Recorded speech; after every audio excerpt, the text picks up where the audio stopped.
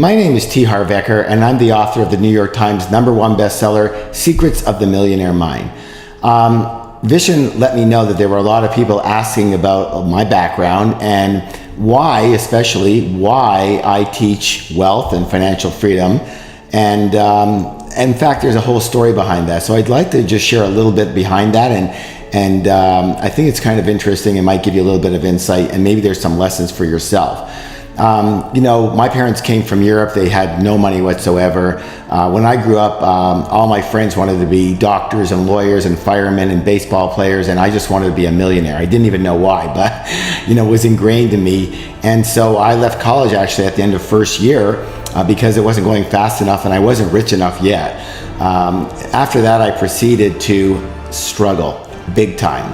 I thought I would get rich literally in a couple of years because I don't know why, but a lot of us do. And listen to this, I had 14 different jobs and 12 different businesses in only 10 years. I tried everything and nothing worked for me. It worked for my friends, it worked for my associates, it didn't work for me. And I was doing all of this, everything. I was taking all the seminars, reading all the books, in those days listening to all the tapes, and still I was broke. There were many nights, far more nights than I care to remember, that I literally had to choose between putting $5 of gas in my car and eating dinner that night. And a lot of times I had to choose the car. Things were not working for me whatsoever. I had to move back home, and I lived in my parents' basement. And all I can tell you, it was nothing short of, I guess the word is embarrassing. I had very low self-esteem because of that at the time, and I was a completely different person than when I started, when I was really gung-ho and I thought I could make it. It just wasn't working for me. As the universe put things together, I was, as I said, at my parents' house. I met a friend of my father's who was a very wealthy man, and he stopped me in the hallway and he said, Harv, your father tells me that you're a bum. So I wasn't very happy about that, but he said, can I give you any advice? I go, well, sure, whatever. And he said, listen, if you're not doing as well as you'd like to be doing, all that means is there's something you don't know.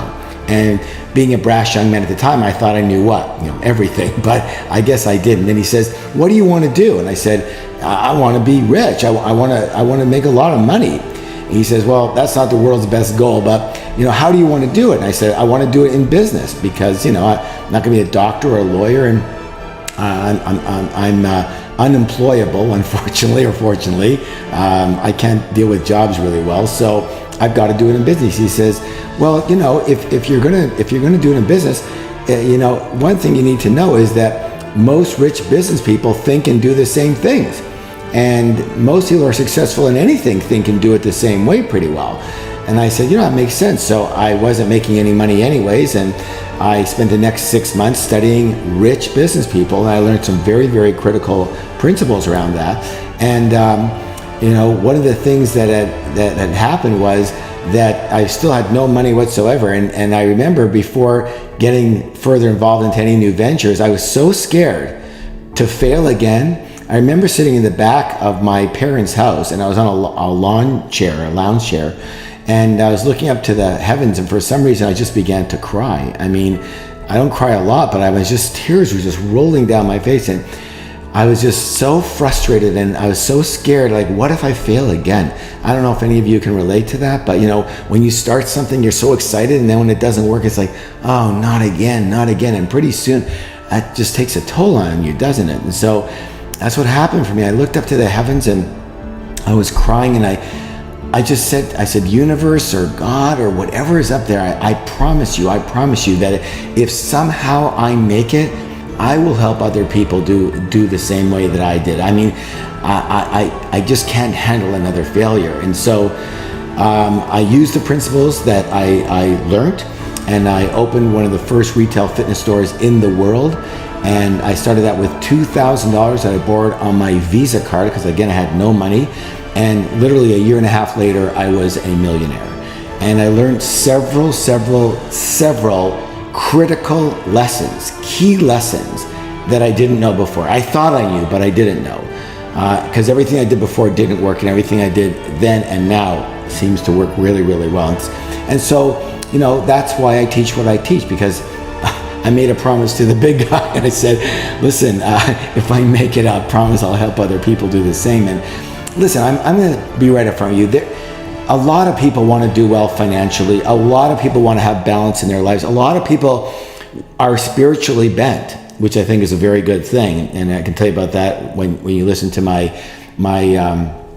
upcoming masterclass with Vision, how I got involved in spirituality. But you know, we tend to think that it's one or the other. You know, it's like, oh, if I'm you know, spiritual and my leanings are towards that, then money is not an important thing. Well, how's that working? You know, that doesn't seem to work out really well in the real world either, does it? Or we go for money and then spirituality just seems to fall away, and so does everything else. That doesn't work either. So the big secret is, how do you put this all together? And I, you know, thank goodness, thank the universe that I was able to find an answer that's not only worked for me, but literally I have over 2 million students all around the world now, and it seems to work for them too. And I'd love for you to find out the secrets that I found out and be able to help you with that. And it really, really is a life changer. So one thing for sure I learned is that who you learn from makes a difference. There's a lot of teachers out there. There's a lot of wonderful teachers and coaches. At the same time, I'm always just going to go with the same example that I've always used, which is, if you were going to climb Mount Everest, and you know your life is at stake at that, and would you be going with someone who's never been to Mount Everest before? More has come down from Mount Everest after reaching the top, and more importantly than that, has taught and brought other people to go up and brought them down safely. I would. And many people get stuck in this idea of, I'll take this and I'll take that webinar and this seminar and this, and they're involved with people who aren't even financially successful themselves. So I would be careful about that one. And the second thing is that when I was young, I remember sitting at the dinner table and my parents were asking me, Harv, what do you want to do? What do you want to be when you grow up? And I was already in the teens at that point in time. And I said, well, I'm not sure yet, but I know that I want to do what I love to do. I'm going to find what I love to do, and I'm going to make money doing that. And you know what they said to me? They said, you're living in Disneyland. It doesn't work like that in the real world. You can't just like do what you love to do and do well with it. You have to listen closely, Harv. This is what they said. You have to spend 6 days at work, 6 days a week working for money. And then on Sundays, you can enjoy your life. You know, you have to put bread on the table. You have to be successful. You can't be being a Pollyanna here. And for some reason, that was one of the things they said to me that just did not register. I said, I cannot believe that that's what life is all about. There's no way. And so I stuck to my guns, and literally, here's what happened. For the first of those 10 years that I was struggling, for the first 9.5 years of that, I was doing what they told me to do. I was trying to work for money, make money, and forget about like the vehicle and what I enjoyed doing, forget about this, and I was broke. Then finally I made a decision, that's it. I'm broke anyways, I've got nothing to do, I got nowhere more down to go. So I said, I'm just gonna do what I enjoy doing. And that's why I was really, heavy duty into fitness myself. I was a big runner. I was even helping people on the side. Hey, do this, do that, work out.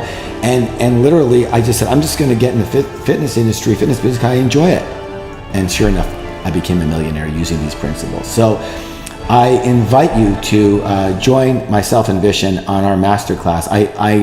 I would say that I think you're going to not only enjoy it, but you're going to get a lot out of it. But after 2 million students, I have to be more confident than to say I think. Actually, I know that if you use what we teach you on this masterclass, if you use this, you will get the secret. You will have the secret, the unlocking of that vault, the door that actually shows you exactly how do you put it all together. How do you put together money and spirituality and health and relationships and all of it. But the big thing we're going to talk about is money and spirituality, because I think spirituality, for me, it's one of the most important parts of my life, if not the most important part.